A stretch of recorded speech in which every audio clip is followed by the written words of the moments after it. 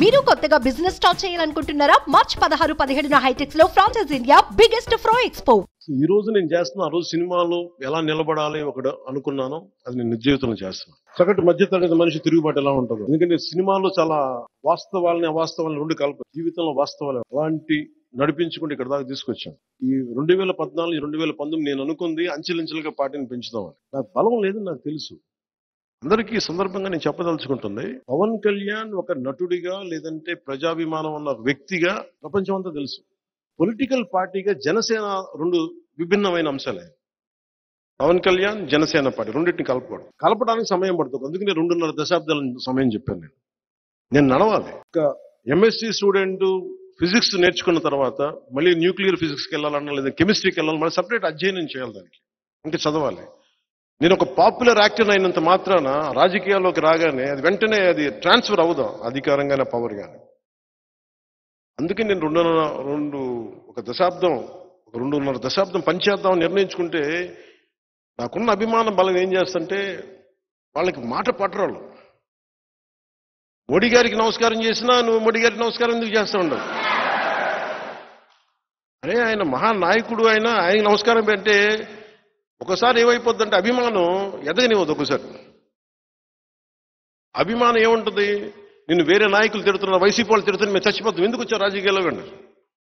నేను రాజకీయాల్లో మీకోసం అలా ఏడుస్తున్న సుగాలి ప్రీతి తల్లి కోసం వచ్చాను. నా నేల ఇది, నా దేశం ఇది, నా సమాజం. సినిమాలు వస్తే వచ్చినాయి, చప్పట్లు పడితే పడినాయి, డబ్బులు వస్తే వచ్చిన డబ్బులు పోతే పోయినాయి. అంటే నేను చాలా మందికి మా ఇంట్లో కూడా చెప్పాను, ఎందుకు పాలిటిక్స్ అని ఒకటి చెప్పాను. నేను ఏమి పాలిటిక్స్ చేయకుండా వచ్చి నన్ను కొడతా ఉన్నాను, నేను ఏం చేయమంటాను?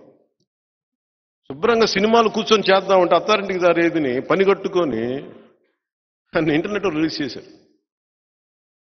చెప్పాను, నన్ను బతకనివ్వరు ఎవరన్నా. నా ఎదుగుదల నాకు శాపం అయిపోయింది, మీరు గుండెల్లో ఉన్న అభిమానమే నాకు శాపం అయిపోయింది. ఇంతకాడికి రాజకీయం చేద్దాం, రాజకీయం చేసుకున్నాను. నాకు భయాలు లేవు నాకు.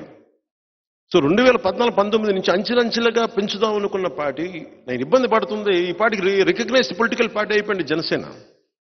18 లక్షల పైచీలకు ఓట్లు వచ్చినాయి మనకి. అదే కనుక ఒక 10 నియోజకవర్గాల్లో కనుక ఉండుంటే దాదాపు ఒక 2 ఎంపీలు, 10-12 సీట్లు ఎమ్మెల్యే సీట్లు ఈ పార్టీ రికగ్నైజ్డ్ పొలిటికల్ పార్టీ అయిపోయింది. ఆ రోజు నా వ్యూహాన్ని ఎవరు అమలు చేయనివ్వలేదు. నేను వెళ్తే జనం వచ్చేస్తారు, లక్షలాది మంది జనం, లక్షలాది ఓటర్లు కాదు. చాలా నాకు స్పష్టత ఉంది,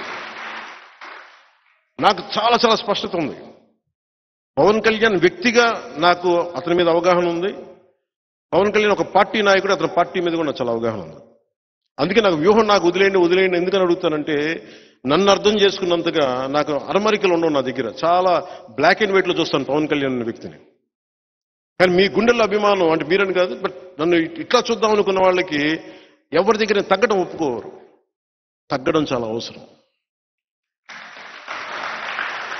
చాలా అవసరం. చిన్నప్పుడు మా టీచర్ చెప్పారు, తను తగ్గించుకున్నవాడు హెచ్చింపబడిన. తగ్గే కొద్ది ఎదుగుతాను తప్ప నాశనం. అణిమాది అష్టసిద్ధుల్లో అణిమ చిన్నపాటి అణువు రూపం దాల్చడం.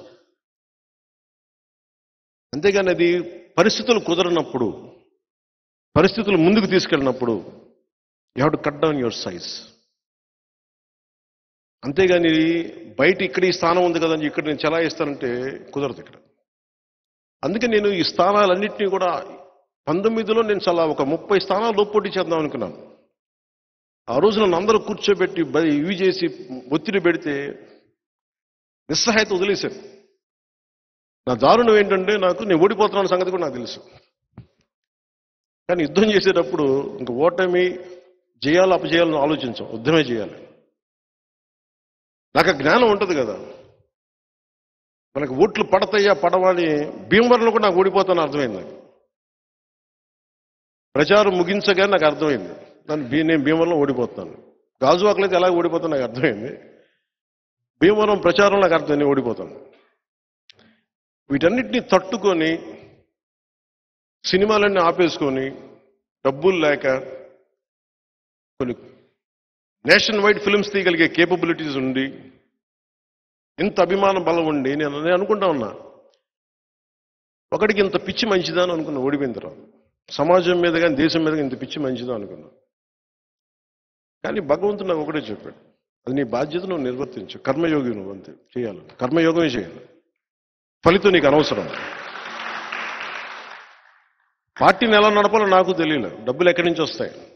అలాంటి సమయంలో నాకు వెన్నంటి ఉన్న నా స్నేహితుడు, నా సన్నిహితుడు త్రివిక్రమ్ శ్రీనివాస్ గారికి మనస్ఫూర్తిగా ధన్యవాదాలు తెలుపుతున్నాను. అంటే నేను సమాజం కోసం ఆలోచిస్తే నా కోసం ఆలోచించేవాడు ఒక ఉండాలి కదా. అలాగా వచ్చి నా కోసం ఒక వకీల్ సాబ్ అనే సినిమా చూపించి ఇది బాగుంటుందో చూడండి అంటే, అలాగా వచ్చి ఒక 3-4 సినిమాలు చేశాం. నా కోసం ఆయన స్క్రిప్ట్ రాసి, ఆయనకి ఏమాత్రం నేను పాలిటిక్స్కి వెళ్ళడం ఇష్టం లేదు ఆయనకి.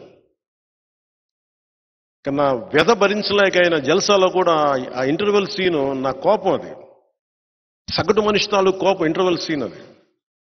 నేను చిన్నప్పుడు ఒక టీన్స్లో ఈ ఉద్యమాల వైపు వెళ్ళిపోదాం అనుకునేవాడిని. ఆ కోపం అట్లాగే ఉండిపోయి నా వ్యధ చూసి ఆయన కనీసం ఇతనికి సినిమాలు ఈ డైలాగులు రాసేస్తే ఇక ఆగిపోతాడేమో, పాలిటిక్స్ వెళ్ళడేమో అనుకొని జలసాల డైలాగులు రాశారు. దాని తర్వాత ఇంకా పెట్టిరిగిపోయాను నేను. సో సినిమాలు ఆగట్లా, ఇంకా ఆయన చేతులతో వదిలేసారు, మీ ఇష్టం, మీరు ఏం చేసుకున్నా వల్లగా. అది అనడానికి తప్పదు కాబట్టి ఇంక ప్రయాణంతో ఆయన నన్ను భరిస్తూ ఉంటాడు. సుమన్ టీవీలో మీ పర్సనల్ అండ్ బిజినెస్ ప్రమోషన్స్ కోసం కింది నెంబర్కి కాంటాక్ట్ చేయండి.